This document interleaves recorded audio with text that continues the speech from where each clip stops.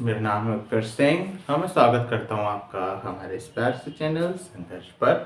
तो आज की वीडियो कुछ अमेजिंग क्वेश्चंस देखने वाले हैं हम लोग थर्मोकेमिस्ट्री बोले केमिस्ट्री में आ गए, थर्मोडायनेमिक्स के और इलेक्ट्रोस्टैटिक्स साथ में। ठीक है, तो स्टार्ट करते हैं। चलिए, तो सवाल आपके पास कुछ ऐसा है।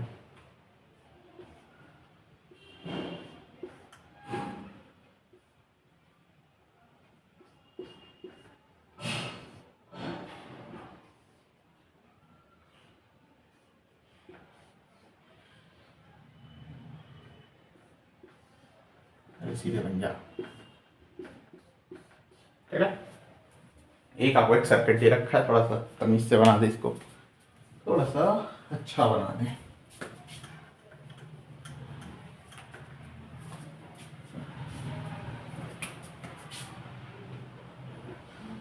ठीक है, अभी सारी बैटरीज आपको 10 वोल्ट 10 वोल्ट 10 वोल्ट की दे रखी हैं और सारे ये आपको 1 माइक्रोफराड 1 माइक्रोफराड 1 माइक्रोफराड ठीक है दे रखा है। बस तो नहीं बच गया नहीं। और ये स्विच आपको एस दे रखा है। अब बात ये है कि स्विच ओपन था, ठीक है, वही वाला सवाल हीट वाला, थोड़ा स्विच ओपन था तो आपको पता है ना, स्विच क्लोज करने के बाद जो हीट प्रोड्यूस हुई है, अभी सवाल खत्म नहीं हुआ, हीट लिख देता हूँ मैं सवाल।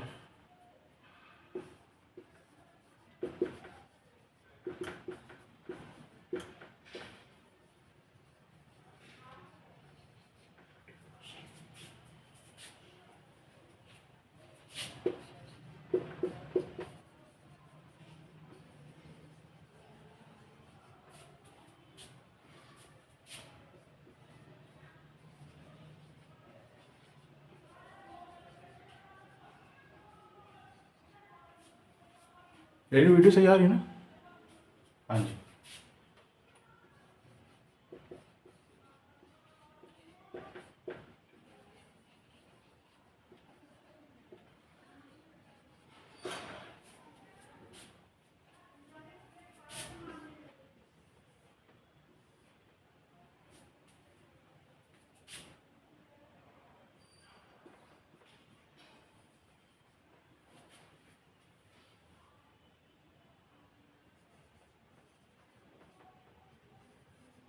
आप वीडियो को आगे बढ़ा लीजिए।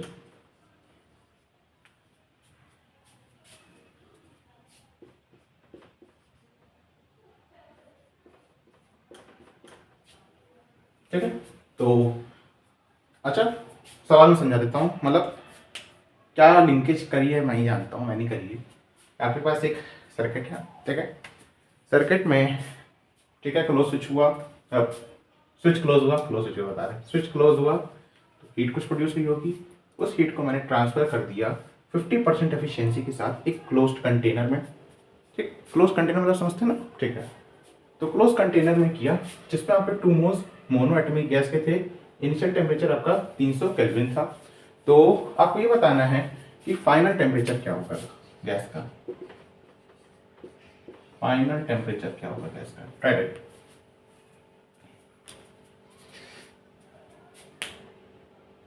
ठीक है, सवाल चेक कर लीजिए आराम से। ओके, तो मैं ट्राई करता हूँ सवाल को। चले चलिए, तो सबसे पहले तो हम लोग को इलेक्ट्रोस्टैटिक्स में अपने कैपेसिटेंस वाले पार्ट में आना है, फिर बाद में थर्मोडायनेमिक्स में जाएंगे।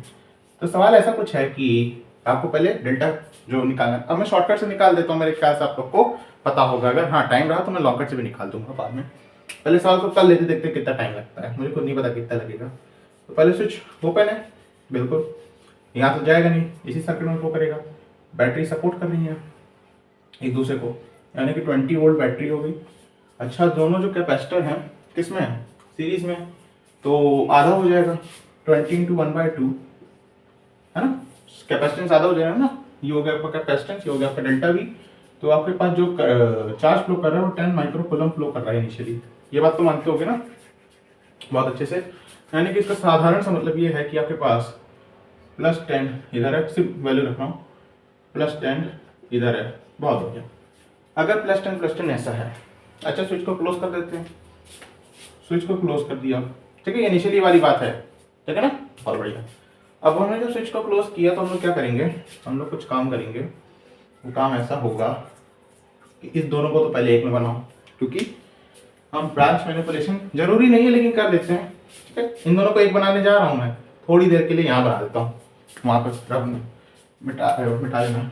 तो इन दोनों को एक बना देता हूँ थोड़ी देर के लिए, किया जा सकता है।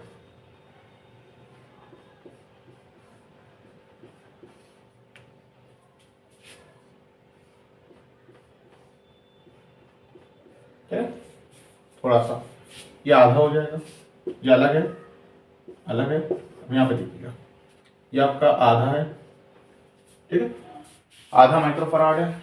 ये आपका 1 है, ये आपका 10 है, ये आपका 10 है, ये आपका 10 है। चलिए अब हम लोग करते हैं, यहाँ पे 0 ले लेते हैं, यहाँ पे 10 आ जाएगा, 10 + 10 कितना हो जाएगा 20, ये 20 आ जाएगा, ये 20 आ जाएगा, और 20 + 10 कितना हो जाएगा 30। क्या मैं ऐसा कह सकता हूँ, चेक कर लीजिए, 10 10 20 20 + 10 30, बहुत बढ़िया। अगर हम ध्यान से देखें थोड़ा सा, तो अब यहाँ पे आपको पोटेंशियल तो एक्स मानने की जरूरत ही नहीं, सीधे डिवाइड, इसके अक्रॉस चार्ज निकालिए। हाँ, किसके अक्रॉस, इसके अक्रॉस निकालता हूँ।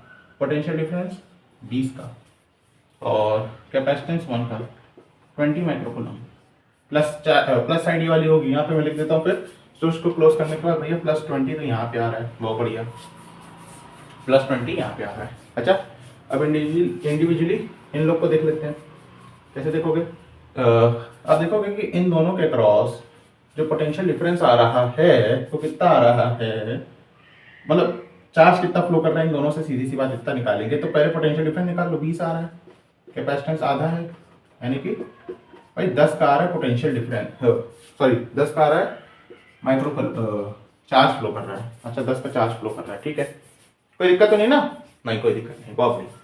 अगर हम कहें 10 माइक्रोकूलम का चार्ज फ्लो कर रहा है, कैसे फ्लो करेगा, इधर से ऐसे, यानी कि ऐसे आ रहा होगा कहीं ना कहीं, बहुत बढ़िया,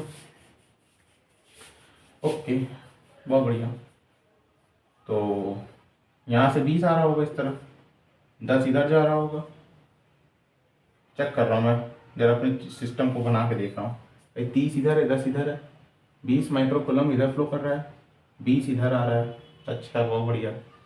ये 20 0 है, कैपेसिटेंस आधा है, 10 माइक्रोकूलम इधर फ्लो कर रहा है, यानी कि 10 इधर आ रहा है। अच्छा, 10 इधर से आ रहा है, 20 इधर से आ रहा है, ऊपर कितना जा रहा होगा, 30 जा रहा होगा, हाँ बात समझो, 10 इधर से आ रहा है, 20 इधर से आ रहा है, मैंने पिछली वीडियो में काफ़ी अच्छे समझाया। इधर से ऊपर कितना जा रहा होगा, 30 जा रहा होगा ना, किरचॉफ करंट लॉ, 30 जा रहा है, फिर जंक्शन में 10 इधर आ रहा है, 20 उधर जा रहा है, हाँ ऐसा होगा, ठीक, कोई दिक्कत नहीं है। यानी कि यहाँ से बेसिकली 10 चार्ज फ्लो कर रहा है ऐसे, 10 माइक्रोकूलम का। अच्छा, यानी कि प्लस अभी भी यही रहेगा, प्लस अभी भी यही रहेगा, यानी कि दोनों कैपेसिटर्स में कुछ फर्क नहीं पड़ा मेरे ख्याल से। क्या ये बात समझ में आई? आराम से देख लीजिए, कोई जल्दबाजी नहीं है, काफ़ी बढ़िया सवाल है। तो 10 इधर से, 10 इधर से, और बढ़िया बात +20 इधर से। तो डेल्टा क्यू सिस्टम में क्या आया, इन दोनों में कुछ नहीं आया भाई, 10 ही तो फ्लो कर रहा था, हमको चार्ज पता करना था कितना फ्लो कर रहा है, हमने देख लिया इस इन दोनों से 10 फ्लो कर रहा है। इन दोनों को एक बना लो, अलग अलग कर लो, 10 ही फ्लो करेगा ना, क्योंकि सीरीज में है, और सीरीज में चार्ज सेम होता है, करंट सेम होता है दोनों से, पोटेंशियल डिफरेंस भले अलग अलग हो जाएगा।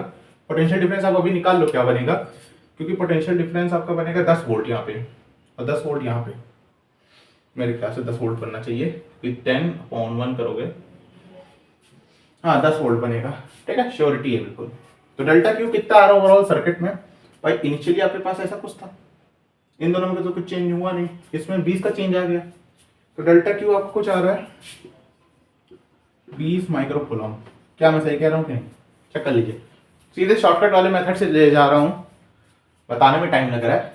यहाँ पे डेल्टा क्यू 20 का आ रहा है, और बाकी में तो चेंज हुआ नहीं, होता तो देखते, पहले इनिशियली 0 था, अब 20 हो गया, तो यानी कि ओवरऑल सर्किट में कितना चार्ज का चेंज हुआ, 20 माइक्रोकूलम। तो हीट कितनी प्रोड्यूस हुई होगी, delta Q square upon 2c, delta Q square आपका 20 का 400 हो जाएगा, अपॉन 2, यानी कि 200 माइक्रोजूल हीट प्रोड्यूस हुई, 200 माइक्रोजूल, ठीक है, बहुत बढ़िया।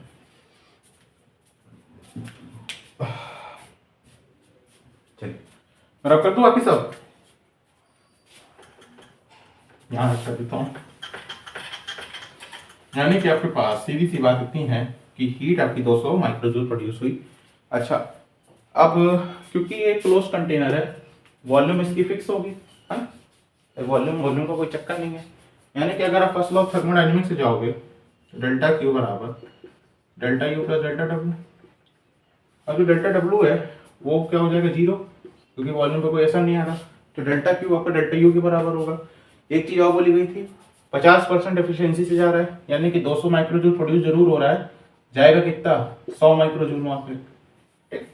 अब अगर 100 माइक्रोजूल जा रहा है तो यहाँ पे 100 माइक्रोजूल रखोगे, यही आपका डेल्टा यू होगा, क्योंकि डेल्टा डब्ल्यू जीरो है। तो ध्यान से देखेंगे 100 माइक्रोजूल है, ये आपका कितना आ रहा है, डेल्टा यू की वैल्यू 2 मोल्स रखे हैं, 2 R upon gamma minus 1 delta T. Delta T delta T क्या आएगा आपके पास, T final, T final T ले लेते हैं और इनिशियल 300 है। तो मैं यहाँ से सॉल्व नहीं कर रहा हूँ, मेरे ख्याल से आगे आप कर लोगे। क्या करना है, वही आपको वैल्यू दे रखी है, आर की वैल्यू पुट करोगे, इसको 10⁻⁻6 पहले कर लेना। ठीक, यहाँ पे गामा की वैल्यू क्या होती है मोनोएटॉमिक के लिए बता देता हूँ, 5/3। ठीक है,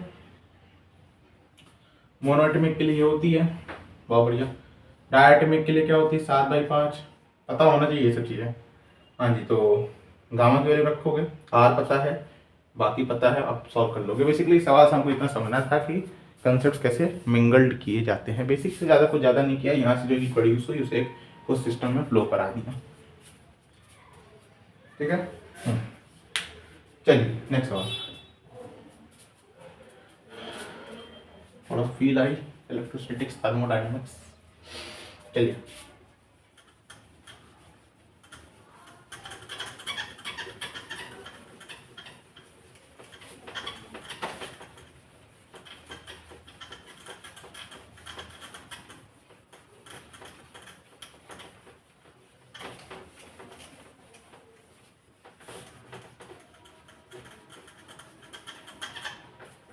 नेक्स्ट सवाल है कि भाई साहब आपके पास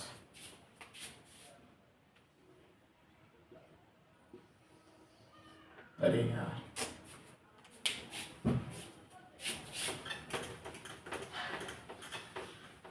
चलिए, तो थोड़ा सा मैं समझाना चाह रहा हूँ, कुछ ऐसा दिखाना चाह रहा हूँ जिससे थोड़ा एक्सियल वाली फीलिंग आती है ना। हाँ, ऐसे बना देता तो एक्सियल वाली फीलिंग ना आती, मतलब रिंग है आपकी कुछ ऐसी, ऐसे रखी गई है ऐसे, और एक एक्सेस ऐसे बन रही है। अच्छा, तो मैंने क्या क्या किया है कि ध्यान से देखना, ठीक है, ठीक है। तो इतने पार्ट में, यानी कि इतने पार्ट में दिखा रहा हूँ बस ऐसे, प्लस क्यू चार्ज है, ठीक है। इतने पार्ट में प्लस 2 क्यू चार्ज है, ठीक है।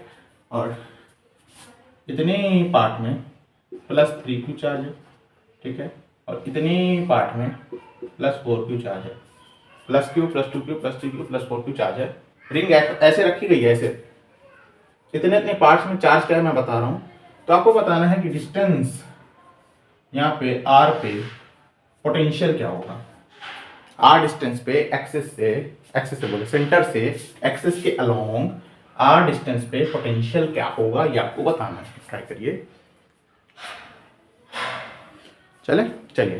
तो देखिए यार, बेसिक सी बात यही है कि आप, क्योंकि पोटेंशियल है तो जितने पार्ट है उसके हिसाब से आप निकाल सकते हैं। जैसे कोई भी अगर मान लो एक रिंग होती थी तो उसकी वजह से क्या होता था, मैं वापस फॉर्मूला लिख देता हूँ।